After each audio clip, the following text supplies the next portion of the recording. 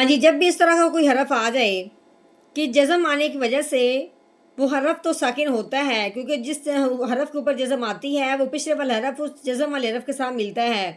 اب جزم والے حرف کو پڑھنے سے پہلے جب پیچھے دیکھا ہے، پیچھے الف ہے، الف کے اوپر کوئی زبر زیر پیش نہیں ہے تو وہ الف نہیں پڑھا جائے گا۔ اس سے پیچھے دیکھا ہے، اس سے پیچھے بھی الف ہے، اس کے اوپر بھی کوئی زبر زیر پیش نہیں ہے تو وہ بھی نہیں پڑھا جائے گا۔ اس کے پیچھے واؤ ہے، واؤ کے اوپر بھی کوئی زبر زیر پیش نہیں ہے تو یہ واؤ بھی نہیں پڑھا جائے گا۔ اب ہم نے دیکھیں گے اس سے پیچھے کیا ہے، لام ہے، لام کے اوپر کیا لگی ہوئی ہے، پیش۔ اب ہم نے اس لام کو اس ساکن جیم لام کے ساتھ ملانا ہے جس کے اوپر یہ جزم لگی ہوئی ہے، کیونکہ لام کو پڑھنے سے پہلے جب ہم نے آگے دیکھا ہے، آگے واؤ، الف اور اس کے آگے الف، ان تینوں کے اوپر کچھ نہیں لگا ہوا، جس کی وجہ سے اس لام کو ہم نے اس لام کے ساتھ ملا دینا ہے۔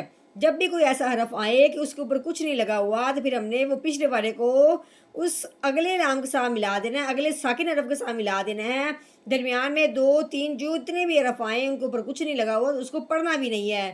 اب ہم نے اس لام کو اس لام کے ساتھ ملانا ہے تو کیسے پڑھیں گے، لام لام پیش لول، لا صالول۔ نحمده ونصلي على رسوله الكريم، اما بعد فاعوذ باللہ من الشیطان الرجیم، بسم اللہ الرحمن الرحیم۔ السلام علیکم ورحمۃ اللہ وبرکاتہ۔ امید ہے آپ سب خیریت سے ہوں گے، انشاءاللہ جہاں ہوں گے ایمان اور صحت کی نعمت سے مالا مال ہوں گے۔ ہاں جی، تو آغاز کرتے ہیں ہم اپنے آج کے سبق کا دعاؤں کے ساتھ، تو چلیے شروع کرتے ہیں۔ اللهم صل على سيدنا ومولانا محمد وعلى آل سيدنا ومولانا محمد وبارك وسلم۔ رب اشرح لي صدري ويسر لي أمري واحلل عقدة من لساني يفقهوا قولي۔ رب زدنا علما، رب زدنا علما، رب زدنا علما۔ اعوذ باللہ من الشیطان الرجیم، بسم اللہ الرحمن الرحیم۔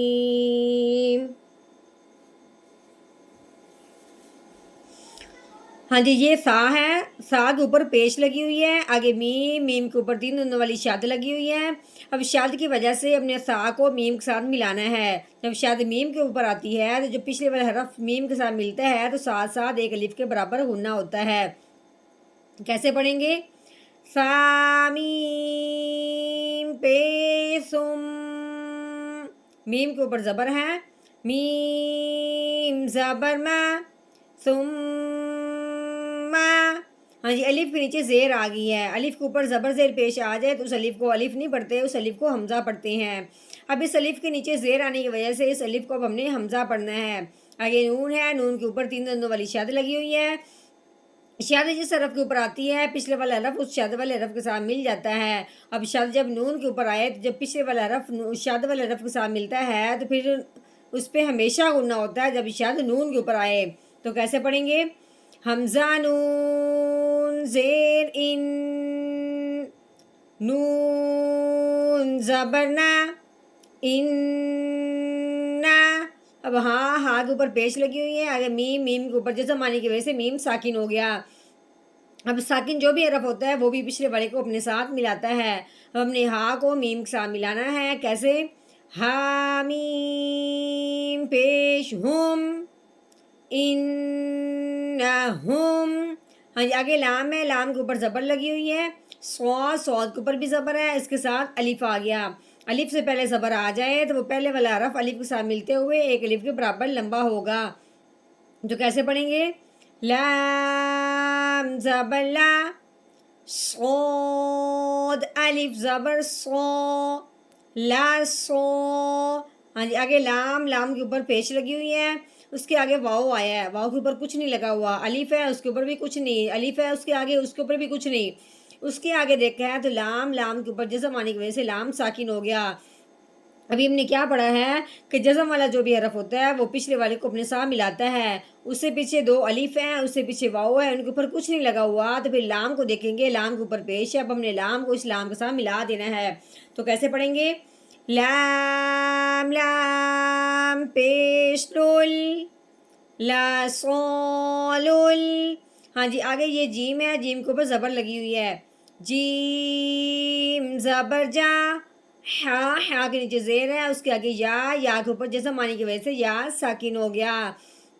ہاں جی, ابھی ہم نے کیا پڑھا ہے کہ جو حرف ساکن ہوتا ہے وہ پچھلے والے کو اپنے ساتھ ملاتا ہے, لیکن جب یا ساکن ہو اور اس سے پہلے حرف کے نیچے زیر آ جائے تو وہ پہلے والا حرف یا ساکن کے ساتھ ملتے ہوئے ایک الف کے برابر لمبا ہوتا ہے, کیونکہ یا ساکن سے پہلے زیر آ جائے تو یا ساکن میں مد کا قاعدہ جاری ہوتا ہے. تو کیسے پڑھیں گے؟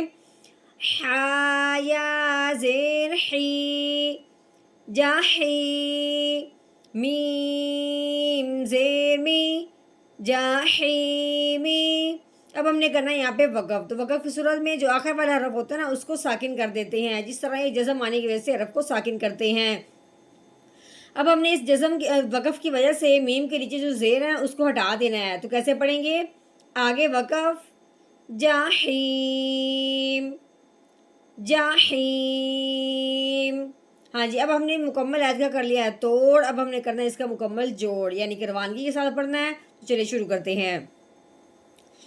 اعوذ باللہ من الشیطان الرجیم. سورۃ المطففین مکیہ. بسم اللہ الرحمن الرحیم. ثم انہم لصالو الجحیم.